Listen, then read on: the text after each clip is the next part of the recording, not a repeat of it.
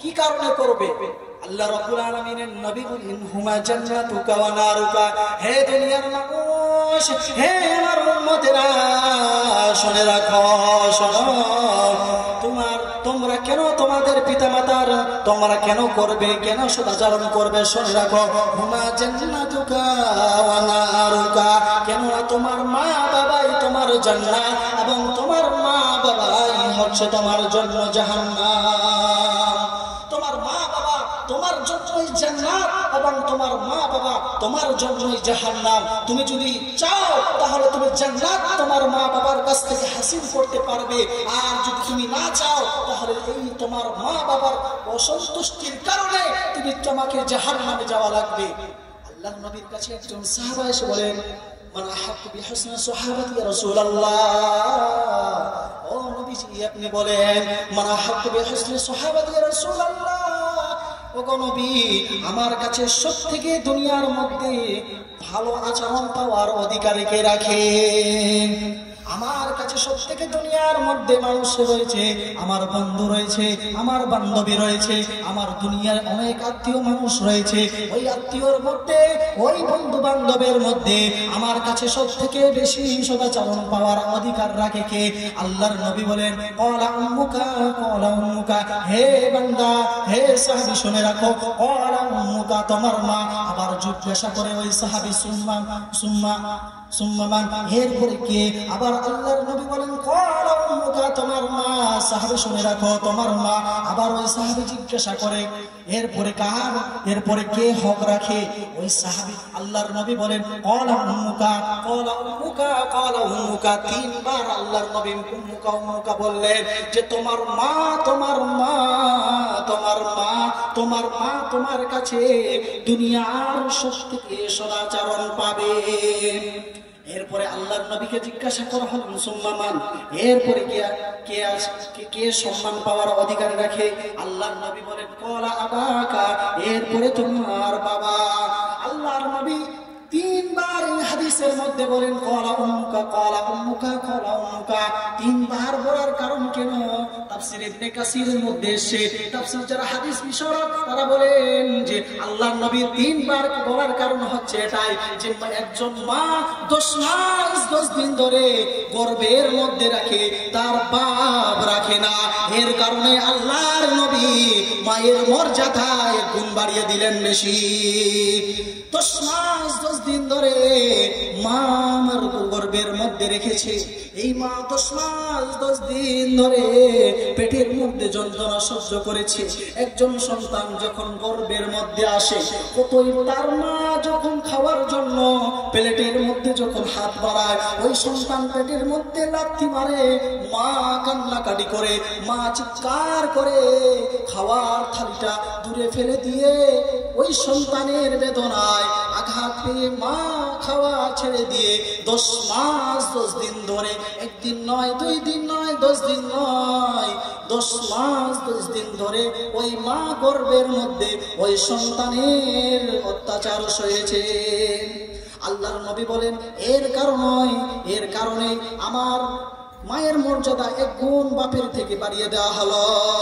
দ্বিতীয় গুণ কেন দেওয়া হলো শুনে রাখেন, যে আল্লাহ রাব্বুল আলামিনের নবী বলেন যে দ্বিতীয় গুণ তাকে দেওয়া হলো এই কারণে যে একজন মা ডেলিভারির যন্ত্রণা প্রসব, ডেলিভারির যন্ত্রণা সহে, কোনো বাপ তার ডেলিভারি যন্ত্রণা সহে না। যখন একজন মা ডেলিভারি যখন দেয়, একজন বাচ্চা যখন ডেলিভারি হয়, তখন তার মায়ের গর্ভ থেকে হাজার হাজার লিটার লিটার রক্ত বের হয়ে যায়। ওই সময় এই কষ্ট সহ্য করার কারণে আল্লাহ নবী বলেন এর কারণে মায়ের মর্যাদা পিতার থেকে বাড়িয়ে দেওয়া হলো। এবং তৃতীয় মর্যাদা পিতার থেকে বাড়ানো হলো কেন বাড়ানো হলো? তৃতীয় মর্যাদা এই কারণে বাড়ানো হলো যে মায়ের মর্যাদা এই কারণে বাড়ানো হলো যে মা 2 মাস 2.5 মাস ধরে 2 বছর 2.5 বছর ধরে একজন সন্তানকে দুধ পান করায়। এর কারণে আমার নবী মায়ের মর্যাদা 3 গুণ বাড়িয়ে দিয়েছেন। অতএব বোঝা যায় ওই মায়ের সঙ্গে যদি সন্তান বেয়াদবি করে, ওই মায়ের সঙ্গে যদি সন্তান বেয়াদবি করে, ওই মায়ের সঙ্গে যদি সন্তান বেআচরণ করে, তাহলে আমার আল্লাহ রাব্বুল আলামিন ওই সন্তানকে জাহান্নামের আগুনের মধ্যে পোড়াবেন।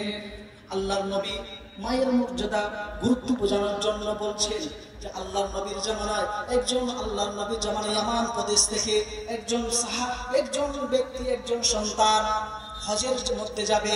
যখন হজের যাবে তার মা বৃদ্ধ অবস্থায়, তার মা চোখে দেখে না, ওই মহিলা চোখে দেখে না। ওই মহিলার কাছে যখন তার সন্তান যায়, যাওয়ার পরে বলে, ও মা, আমি হজের মধ্যে যেতে চাই, আমি হজে যেতে ইচ্ছুক, আমার জন্য আপনি দোয়া করে দিবেন। আমি হজে যেতে চাই, আল্লাহর নবীর দেশ ঘুরতে চাই, ওখানে গিয়ে আমি হজ করতে চাই, আপনি আমার জন্য একটু দোয়া করবেন।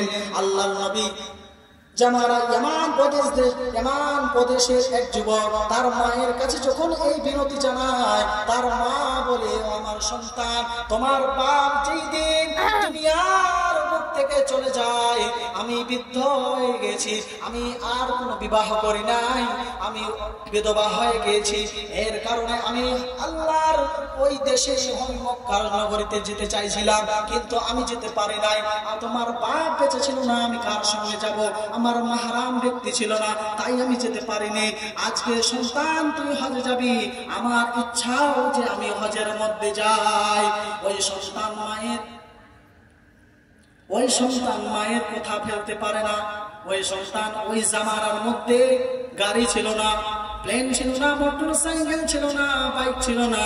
তার বৃদ্ধ মাকে তার পিঠের মধ্যে বেঁধে নিয়ে তার বৃদ্ধ মাকে হজের মধ্যে নিয়ে গেলেন।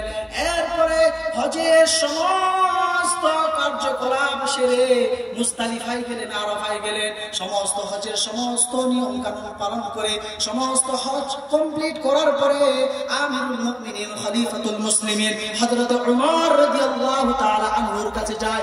উমর রাদিয়াল্লাহু তাআলা আনহুর কাছে যাওয়ার পরে বলে, উমরকে বলে, ও খলিফাতুল মুসলিমিন, ও অর্ধজাহানের শাসক উমর, শুনে রাখো, আমার মা, আমি যেই দিন হজের জন্য আসার ইচ্ছুক করি, আমার মা বলে আমিও হজে যাব।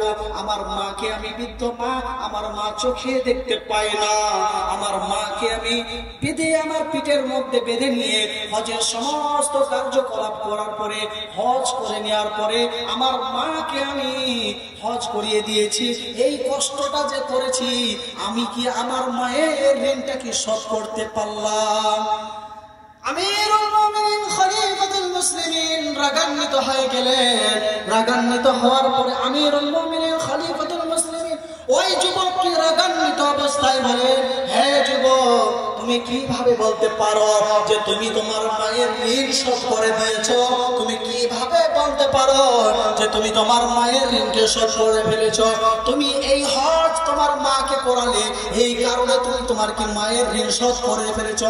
না না না না, তোমার গায়ের চামড়া যদি ছিলে দাও, তোমার মাংসটাকে যদি তুমি কি করে দাও, তোমার গায়ের চামড়াকে যদি তোমার মায়ের জুতা বানিয়ে দাও, আর তোমার কলিজাটাকে কেটে কেটে কেটে যদি তোমার মায়ের খাবার বানিয়ে দাও, তাহলে তোমার মায়ের এক ফোঁটার দুধের ঋণ শোধ করতে পারবে না।